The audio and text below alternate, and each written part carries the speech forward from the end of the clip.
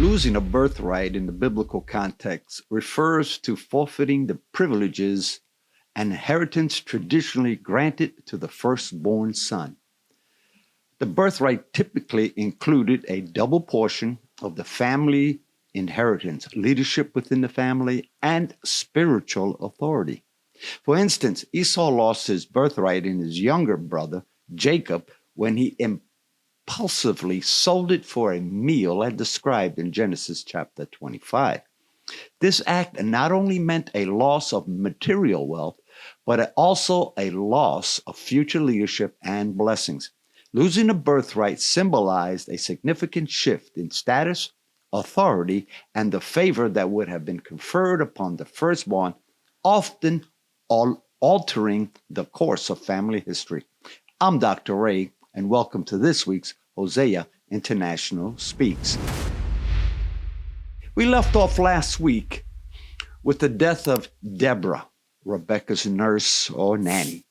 And we saw in this brief portion of scripture something that may not seem as important to us as those in the household of Jacob or Israel. Let's pick up at this point. You'll recall that when Eliezer, the servant, and we're going to go back a few chapters, brought Rebekah back from Mesopotamia as wife for his son Isaac, that her nurse or nanny accompanied her back to Canaan. Well, now the much beloved Deborah dies, and there is much grieving in the camp. But why does the Torah even mention Deborah, a seemingly minor role player in the grand scope of things? After all, the death of the matriarchs Rebekah and Leah, prominent female figures in the creation and formation of Israel, are not even recorded. While the explanation is not generally or universally accepted among the Jewish scholars, it is thought that Deborah represents a link between Israel and Mesopotamia, the Ur of the Chaldees, a link that God is in the process of dissolving. Up to this point, for Abraham, Isaac, and Jacob, Mesopotamia, or the Ur of Chaldees, was as far as they concerned more their homeland than Canaan is right now. But Canaan was the land Yahweh had set apart and promised to Abraham, Isaac, and Jacob, his descendants. And so he wanted to erase any notion of ties between Israel and a foreign land, the Ur of the Chaldees. So the death of Deborah is also a metaphor for the death of any family ties or relationship between Israel and the land of the Euphrates and the Tigris River. Yahweh appears once again to Jacob. Part of what is communicated by Yahweh is his reassurance and reiteration of stuff that Jacob has already been told. For instance, that his new name and therefore new nature is Israel. Like all of us, Jacob needed Yahweh to constantly remind him of the truth, especially if it brought with it a new reality and of his commands and of his direction for us. Yet there is another reason for Yahweh to repeat this command for a new name. Jacob had his name changed to Israel by divine oracle on the other side of the Jordan River, outside of the promised land. Now that Jacob is inside the promised land, it needs to be reaffirmed. Why? Because in Jacob's mind, just like in the minds of all the other people of the world in that era, gods were numerous and they were territorial. When Jacob's name was first changed to Israel, he was still in the province of the Mesopotamian gods, and therefore under their sphere of influence. Now that Jacob is in Canaan, he is in the province of El Shaddai, Yahweh, the God whose territory is Canaan. And so he needs El Shaddai to reaffirm that what he was told before still stands.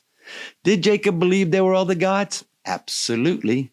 That Jacob mistakenly thought this is true, we, of course, know his thinking was false.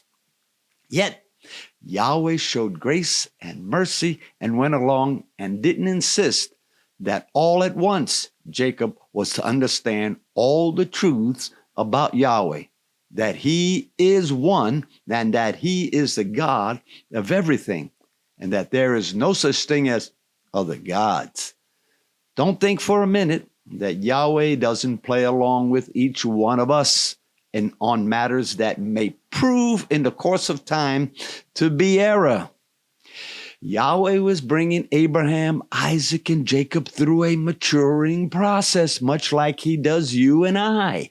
We, too, after we were born again, must go through a spiritual maturing process. Our spirit man must become grown up so that we can be called sons of God. And sometimes it takes a lifetime, and sometimes a generation or several generations. Yahweh allowed the church to go unchallenged for centuries in our belief that we replaced Israel, something that was man-made doctrine and the Holy Scriptures completely refutes. Somehow, he used that blind spot of the church for good. How? To spread the gospel to the Gentile world. But since 1948, he has begun to correct us when Israel became a nation once again, showing us that he never replaced Israel, but that he has brought us into whatever it needs to complete in bringing heaven on earth. Yet Yahweh has never decided he was finished with his people. That time when the ecclesia will make the Jewish people jealous for our faith. It's upon us to do so. Now, let's examine another part of this chapter 35 that many people overlook. It is the story of Reuben, Jacob's firstborn to Leah. Jacob is already in the land that Yahweh has promised to all the patriots, specifically Ephrath, which is today's Bethlehem. Rachel has died, giving birth to Jacob's 12th son, Benjamin. It was near here that we are told that Jacob's firstborn son, Reuben, slept with Jacob's concubine, Bilhah, and Jacob was aware of it.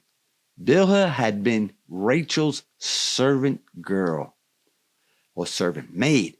Nothing else is said about this transgression for now, but in time it will prove to have an enormous bearing on the future of Israel. Let's examine this situation between Reuben and Bilhah because it says much about the culture of the time and has bearing on the future of Israel. It is no coincidence that Rachel's death and then Reuben's taking of Bilhah are spoken of after the other because they are directly linked. Bilhah was Rachel's handmaiden, but Bilhah was also, note, a concubine wife of Jacob. Bilhah had borne Dan and Naphtali. Reuben did a very calculating thing in having sex with Bilhah. His intent was that as a result, Jacob would not do something that was quite common in that day, and that was to elevate a concubine wife to the position of a full legal wife when a full legal wife had died. Reuben was Leah's son, as we said, and as we think back to the story of the mandrakes that Reuben gathered for his mother, Reuben was actually aware of his mother's status in the eyes of his father Jacob. Rachel was first and Leah a distant second, even though Leah was the first wife of Jacob. As far as Reuben and his mother Leah was concerned, Rachel's death afforded them an opportunity for Leah to gain in status as Jacob's one and only wife, and therefore his most beloved. However, Reuben was worried that Jacob might decide to comfort himself with Rachel's handmaiden, Bilhah, rather than with Leah. This was more than simple jealousy or emotion. The status of being the son of Jacob's favorite brought with it tangible benefits. And after all these years of playing second fiddle to Joseph and Joseph's mother, Rachel, Reuben, wasn't about to allow Bilhah to interfere. By taking Bilhah, he ruined her. No way could Jacob now legally marry Bilhah for having sex with Reuben. She was made undesirable. It would have been shameful beyond imagination for Jacob to marry a woman who had slept with another man. Therefore, Reuben wanted this act to be known. It was necessary that what he did with Bilhah be known, so that Jacob would not accept her, and therefore Leah become queen bee. This is why those four little words at the end of verse 22, if you want to turn there, and Israel, or Jacob, found out, are so key. Jacob had to find out if Reuben's plan was to succeed. In the Talmud, we can read a statement about this matter that sums up it all rather well. And it says this: he, talking about Reuben, said, if my mother's sister was a rival to my mother, must the maid of my mother's sister be a rival to my mother? You can find that in Shabbat 55b in the Talmud. You can read that right in there. Now, let me put a little end to this. During this era, it was customary that a leader who vanquished another leader, or a son took over leadership from his father, presumably because of the father's death, also took possession of the leader's concubine. The possession of the former leader's concubines by the new leader was an affirmation and validation of that new leader's status and authority. Now you can see also what Reuben was setting up. This entire episode between Reuben and Bilhah represented a clearly understood challenge to Jacob's authority as leader of Israel. Reuben's act was cunning and political. Having sex with Bilhah had nothing to do with a few moments of pleasure. It was a blatant coup attempt. Reuben wanted to be leader of Israel. That is why sometime later, Jacob will remove Reuben from the office of firstborn and give it to Judah. Why? Because Joseph was no longer there. Listen to Jacob as he nears the end of his life and he gathers his sons together to pronounce the blessing upon them. We find this in Genesis chapter 49, verse 1. Then Jacob his sons and said, assemble yourselves that I may tell you what may befall you in the days to come. Gather together and hear, O sons of Jacob, and listen to your father Israel. Reuben, you are my firstborn, my might and the beginning of my strength, preeminent in dignity and preeminent in power, uncontrolled, he called, as water. You shall not have preeminence, because you went up to your father's bed, then you defiled it, and he went up to my couch. Reuben's attempt to replace his father prematurely not only didn't happen, it backfired so completely that Reuben lost his rights of the firstborn. After a concise listing of Jacob's son, in the end of this chapter 35, we're given the interesting piece of information that Jacob, Israel, came home to his father, Isaac, at Mamre. In other words, Isaac lived to meet all his grandchildren. And he, Isaac, died at the age of 180 years old. Now, here are words that continue to express both a cloudy view of what occurs to someone after death and reflects a continuation of ancestor worship to some degree. Well, if you enjoyed this week's lesson or session, go ahead and hit the like button, probably right about there. And if you have not yet subscribed, now would be a good time.